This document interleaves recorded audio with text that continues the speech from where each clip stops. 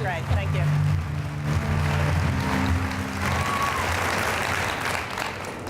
Well, good afternoon. Thank you for that very kind introduction, and thank you everyone for coming today. How great is this? 4,000 women, way to go. I said to my husband this morning, I said, it is quite an honor to be asked to address the largest professional women's organization in California, an organization that has made such a difference in so many women's lives over the last 20 years. And I look at the composition of the Professional BusinessWomen of California today, and I think back to its roots when your leadership was mostly volunteers from the public sector. And the growth and diversity of women and success of women across California is reflected by all of us today.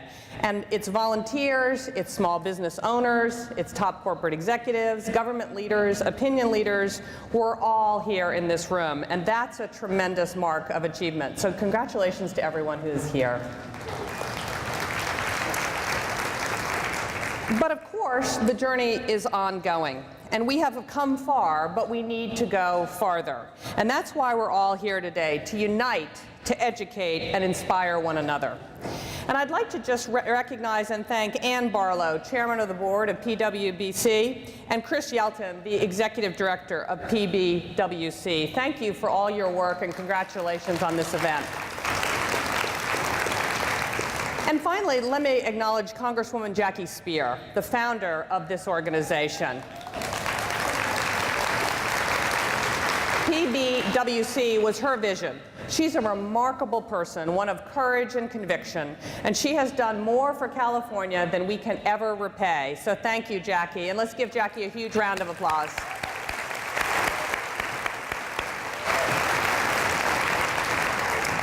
Now, as you probably know, this past February, I announced my intention to run for governor of California. Thank you. Thank you for that. I've spent the last 3 months talking mostly about policy and the direction of our state. And believe me, there's lots to talk about there. But today, I wanted to go in a different direction, and I'd like to talk about my personal journey. This is something I don't do very often, but I feel that with all of you, I can talk a bit more freely and maybe compare notes. And comparing notes is a good thing to do from time to time. I have been extremely fortunate in my career. I've worked very hard, and I'm proud of what I have accomplished, but it hasn't always been easy. Like so many of you, I've had to struggle to achieve the high expectations that I put on myself. All of us have to think dynamically. We have to chart new horizons, and we have had to overcome unique challenges and age-old pessimism about our abilities.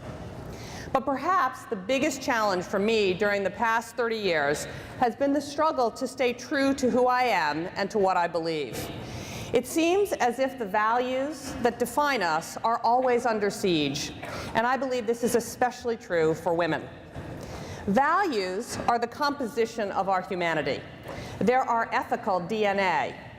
We get them from our families, our friends, our schooling, our experiences, both good and bad. They nourish our sense of self and our worldview. They are the foundation for a happy life. Without them, we are rudderless, powerless to find our way in an ever more confusing world. Although most people know me as the former head of eBay, or these days, I suppose, as a gubernatorial candidate, if you ask me who I am, my first response is, I am my mother's daughter. My mother, Margaret, is now 88 years young, and she set me on a course in life through example, and on more than one occasion, a not-so-gentle nudge.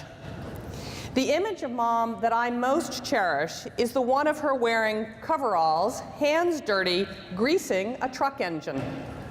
You see, Mom spent much of World War II fixing trucks and airplanes in New Guinea.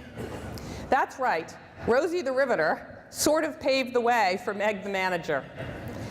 I know many of us in this room are in roles that seemed impossible at one time, but I can't help thinking what the gap must have been between the 1940s housewife and New Guinea war mechanic.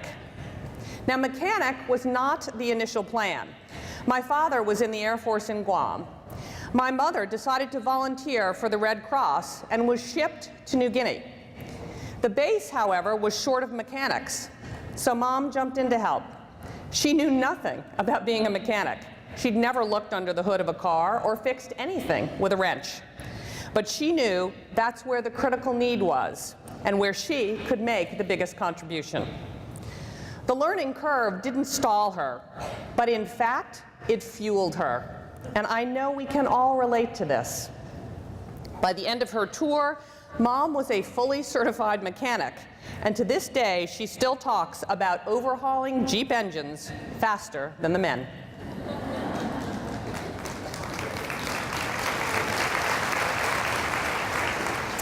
Now, fast forward years later, and believe me, we are skipping some very entertaining years for my mom.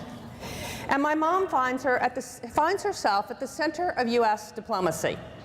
By sheer happenstance, my mom was part of only the second delegation to enter China after Nixon's historic visit in 1972.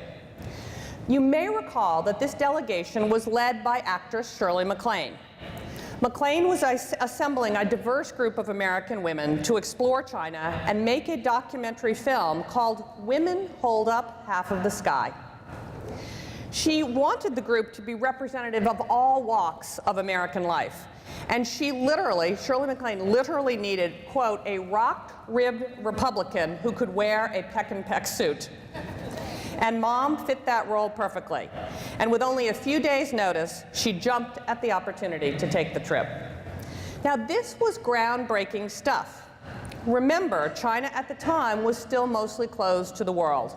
It was a formidable, even frightening destination that few Americans knew very much about.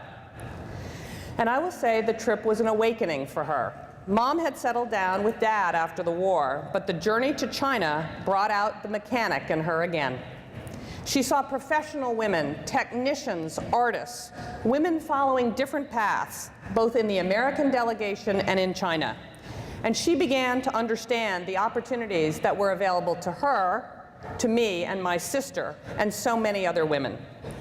In the years that followed, my mom learned to speak Mandarin and returned to China 90 times, leading other groups and starting her own business, and became one of the preeminent tour group leaders for political delegations to China. And I must say this was brought home to me. When I went to eBay, we brought eBay to China. On the third trip, I brought along my mother. And my mother was more of a celebrity in China than eBay was. Everyone knew my mother. Government officials came to meetings that I never dreamed they would come to. And I must say, I was very proud of my mother, and I think my mother was proud of me. Over time, Mom also became much more involved in a variety of activities at home. But most of all, Mom taught me to dream, to ignore the limits and throw away the templates, to push myself until it hurt, until I delivered the results in whatever it was I was doing. Now, sometimes this was a little tough to take, but as I grew, I realized that my first set of basic values came from her. And one of the most useful things I learned from Mom was that what you and I in business would often now call a bias for action. I believe that the price of inaction is far greater than the cost of making a mistake. I suspect all of us in this room have made it a point to fight slowness and mediocrity. We've made our careers by shaking things up, by challenging and embarking and exploring. And perhaps we've done this with a little less bluster than our male friends, but we've done it with no less passion and no less determination.